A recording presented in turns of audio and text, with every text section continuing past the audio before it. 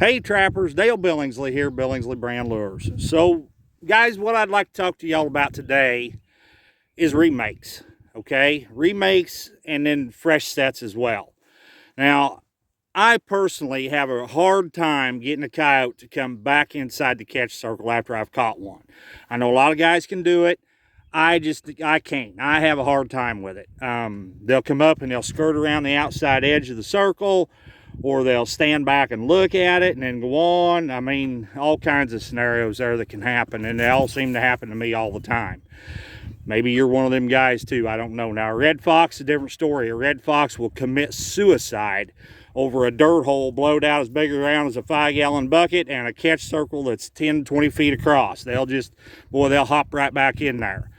Coyotes can be a little different animal. They're a little finicky sometimes. So that's kind of what I wanted to go over and want to discuss with you today, and that is how you handle remakes.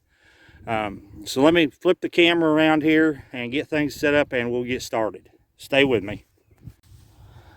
All right, guys. So you can see here I'll try to get the camera here so you can see we've kind of made a mock catch circles type situation here.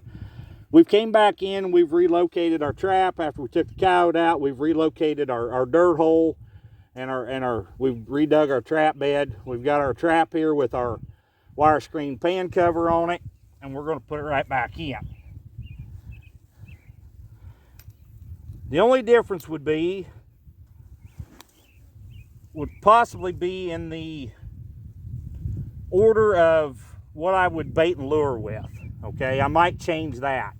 Other than that, everything else is exactly the same as it was.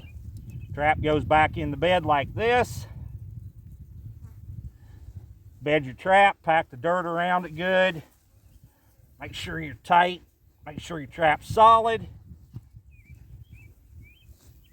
And as some of you may know, or for you new viewers, I don't use a sifter unless it's an absolute necessity. The reason I don't use a sifter, I've watched a lot of dogs dig, and I have never ever seen one pull a sifter out of his pocket and sift the dirt after he dug it out. I want that rough look. I don't want big clods, big chunks in my pattern, but nonetheless, I want that rough looking set. Back in here and find our pan again here. Create that low spot over it. Pack that baby in there good and tight. We know it's not moving. Go ahead and put the final over top of it. Get rid of that hump. Okay. Now, push that dirt back up. Get that clod out of there. Get that rock out. I see a lot of guys take that dirt and pull it away from their dirt holes. Don't do that. Okay, you want to push this up here, pack it down good to create that low spot for him to step in. That's very important. So his first step is right here as he goes into the dirt hole. Right here's where we want him. So push that dirt back up. Don't pull it away, push it back up. Add a dirt hole. At a flat set, that's a different story. Add a dirt hole, push it back towards the trap. So anyway, we've got our set remade here. And like I said, and I think a lot of this has to do with the social status of the coyote as well as the age of the coyote as to whether they come back inside the circle or not. I think if they're a little bit shy, if they're not really high up on the totem pole, they're going to skirt the outside edge of it. They're not going to come back in it. Now, a more dominant coyote, somebody that's got a little age on them, yeah, they'll probably come right back in here. I'm not saying that I haven't caught coyotes back in the dirt hole or in the catch circle. I just have a hard time doing it. So, and like I said, maybe some of you guys have that same problem. Hopefully this will help a little bit. So what we do then,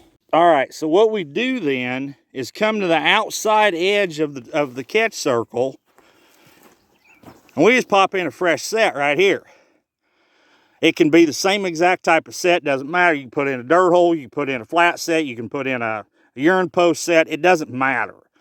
Okay, as long as there is a fresh set waiting for the next coyote on the outside. Oh, we're probably 6 feet Just guessing, we're probably somewhere between 5 and 6 feet away from that old set with a fresh new one over here.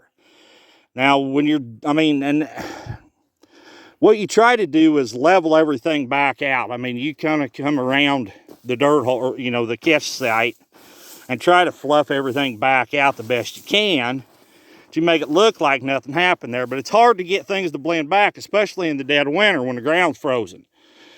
So, but come to the outside edge of that and pop in a fresh set, and I think you'll have a lot better success that way. I think things will go to clicking for you then, and then, you know, it'll look like, you know, by the time you're done, you might have 4 or 5 sets right here at this one location between remakes and fresh sets, and it'll look like crop circles out here. But it doesn't matter as long as you're catching coyotes, as long as you've got the traps to be able to do that with.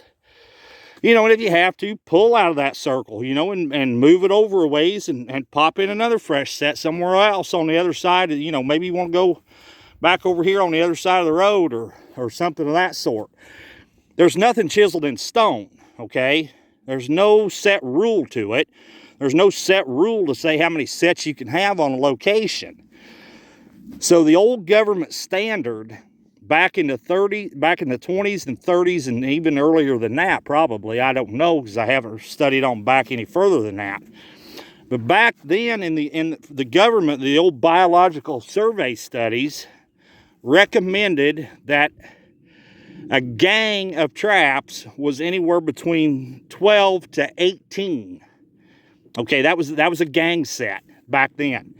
So you would have, now I understand what they were saying as far as a location. They were talking about the macro location, which would be this entire field in every spot. Okay, then they would talk about the micro location, the every spot. So over there at the head of that draw, the head of that draw back yonder, the head of this draw up here close, up here along the road, there would be anywhere between 12 to 18 sets in that area, okay? Go a half mile and do it again. Well, man, that's covering a lot. That's a lot of steel. That's covering a lot of country with iron. And for some reason, somehow, some way, we got away from that. And I don't know what professional said that it was okay to just pop in 2 sets and go. I don't know what professional said that, but for some reason, somewhere along the line, somebody made that statement, and everybody said, yep, that's how you do it. You just poke in a dirt hole, you back it up with a flat set, and that's how it's done. No, that's not how it's done, guys. Not at all. I would have 4 sets here where we're at right now to start with, anywhere between 3 and 4. Okay, that's what I would have at this location.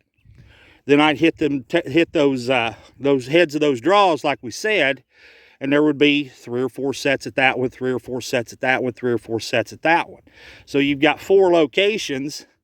If you've got 4 sets at every location, you've got 16 sets on this farm. That's how you cover location, not 2 sets and go. All right, guys, I'm going to go ahead and end this video here. Just me, I hope you got to see how I bed those traps with the wire screen pan cover back in at the set. And guys, I hope this video was helpful to you. I hope it was useful, you know, some pretty useful information in it. I believe there was. Again, guys, if you haven't already, if you would please hit that thumbs up, hit that notification bell, and hit that subscribe button for me. I appreciate it so much. Once again, this is Dale Billingsley with another one. Signing out.